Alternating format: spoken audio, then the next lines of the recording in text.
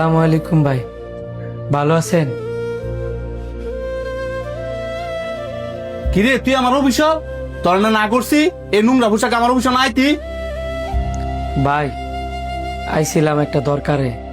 দরকার হয়ে যাবি, দরকার সারো দাইতি না সেটা আমি বালা করে জানি। অনেক কি লেগেছো সেটা ক। না ভাই কিছু লাগতো না, আমি গেলাম। এগারো অভিনয় না করে কি কবি ক। তকর দাবার স্বভাব ভালো না, পরে এলাকাবাসীর কাছে কি আমার নামে বদনাম করবি। বদলাম করবো কি লিগা? আপনি হইছেন আমার আপন বড় ভাই, মন হইলো আপনি অনেক রাগ আছেন, এই কারণে ভাবলাম অনেক জায়গা ফরে আমনে। কাজের চাপ এমনিতে একটু বেশি, কি কবি অনেক হয়ে যাইগা, পরে আর দরকার নাই। আমি যে অটোটা চালাইতাম এই অটোটা নষ্ট হয়ে গেছেন গা, পরে ঠিক করাইতে অনেক টাকা লাগছে। ইয়ার মধ্যে আমার মায়াটা অসুস্থ হয়ে গেছে গা, এখন মায়াটার যে ওষুধ কিনে দিমু ওই টেয়াটাও আমার কাছে নাই। এখন আপনি যদি কিছু টেয়া দিতেন। প্রথমে বুঝছি টেল লেগে যাইছস, আমার কাছে কোনো টেমিয়া নাই। আমি কি তোকে লেগে টেলে বই থাইনি।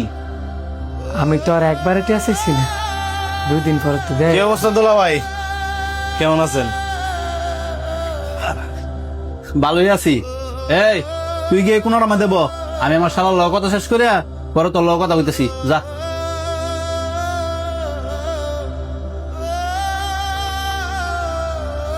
অনেকদিন পরে আমার অফিসে আইছো, কি খাইবা কও। না না কিছু খাইতাম না, আইসি একটা দরকারে, আমার 1 লাখ টাকা দেন। 1 লাখ টাকা দিলে হইব নাকি আরো বেশি লাগবো?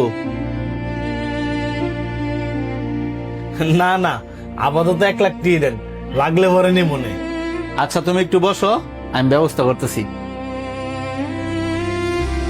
ভাই আমি একটু বাইরে দিই। ঠিক আছে যা।